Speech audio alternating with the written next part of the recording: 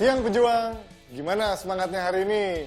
Beberapa kisah inspiratif akan menemani waktu di rumah Anda kali ini. Seperti Ria Miranda yang memproduksi alat pelindung diri bagi tenaga medis, bekerja sama dengan UKM di lingkungan sekitarnya. Baginya, ini adalah salah satu cara memberikan semangat untuk para pahlawan kemanusiaan.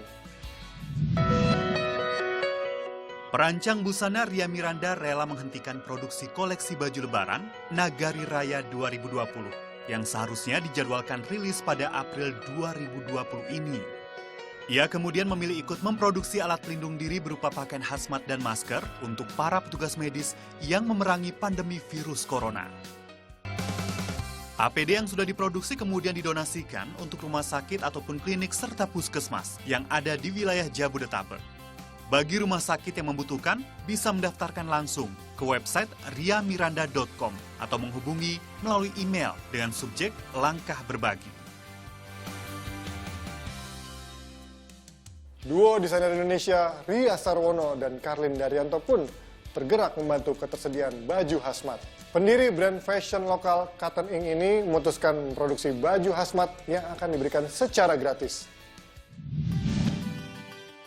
Bekerja sama dengan kitabisa.com, Ria dan Karlin menggalang dana dengan target 500 juta rupiah selama 60 hari untuk membiayai produksi hazmat dalam jumlah besar. Uang hasil penggalangan dana itu digunakan untuk membuat 10.000 APD. Pemilihan bahan dilakukan secara hati-hati agar hazmat yang diproduksi berfungsi maksimal.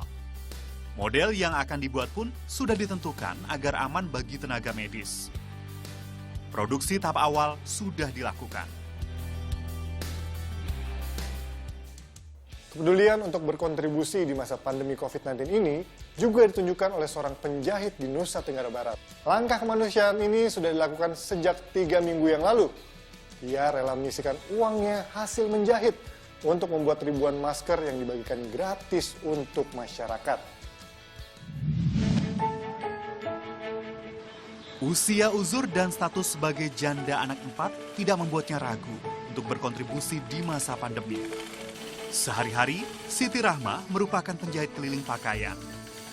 Resah dengan banyaknya warga yang tidak memakai masker, ia pun berinisiatif membuat masker dari bahan kain. Uang hasil menjahit pakaian warga di kampunglah yang digunakan untuk membuat masker ini.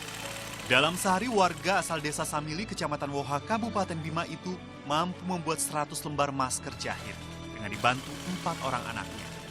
Masing-masing mendapatkan tugas yang berbeda, mulai dari melipat, menyetrika, dan anak laki-laki bertugas untuk membagikan. Masker dibagikan di sekitaran Kabupaten Bima, Nusa Tenggara Barat, termasuk ke tenaga medis di rumah sakit umum dan juga puskesmas yang kekurangan masker. Salah satunya di Rumah Sakit Umum Sondosia, Kabupaten Bima. Pasien maupun perawat sangat bersyukur dengan adanya sumbangan masker ini. Selama ini dari pihak donasi beraneka ragam. Artinya selain nasi box yang diberikan kepada kami, ada juga... Selanjutnya ada cerita mengharukan dari para tim medis di RSPAD Gatot Subroto, Jakarta. Mereka berjuang menyembuhkan para pasien meski harus rela tidak pulang ke rumah. Bahkan berbulan-bulan harus terpisah dari keluarga. Gimana baginya ini? Aduh, peruangan izin Bapak. Peruangan? Iya, perawatan. Karena memang untuk pemberiannya dalam botol besar izin. Tetapi ternyata setelah pembagian mungkin hanya di pihak atau di ruangan-ruangan tertentu, ternyata ada dari teman-teman ruangan lain juga berkenan untuk madu izin. Ya udah, oke, madu aja ya. Biar istri saya yang dukung. Atau Persin, istri saya. Persin dukung Ari Rebo ya. Iya, terima kasih. Oke, nanti kita carikan yang kualitas bagus. Curahan hati ini mereka sampaikan saat telekonferensi bersama Kasat Jenderal Andika Perkasa dan istrinya Hetty. Di tengah pandemi corona, Hetty tergerak untuk menyiapkan madu bagi para tim medis.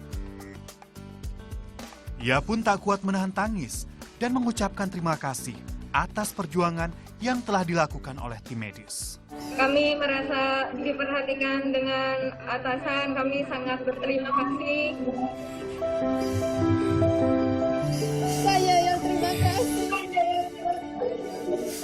Mbak semua mas luar biasa. Iya Ibu.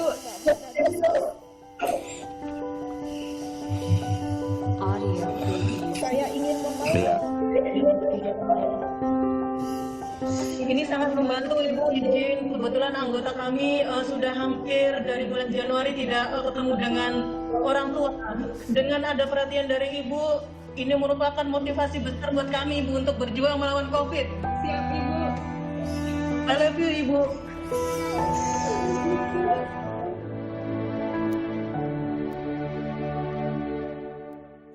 Keren ya, melakukan aksi nyata demi membantu yang sedang membutuhkan. Nah, aksi relawan di Karangtengah ini nggak kalah kece. Tapi kali ini yang dibantu adalah kera. Penutupan objek wisata air terjun Grojogan Sewu di Karanganyar, Jawa Tengah akibat pandemi COVID-19 membuat kera di sana kesulitan mendapat makanan. Untuk mengantisipasi kera yang kelaparan masuk pemukiman, warga dan relawan pun memberikan makanan. Mewabahnya virus COVID-19 berimbas pada kehidupan kera liar yang ada di sekitar objek wisata Grojogan Sewu, Tawangmangu, Karanganyar, Jawa Tengah. Primata ini terbiasa mendapatkan makanan dari para pedagang dan juga pengunjung.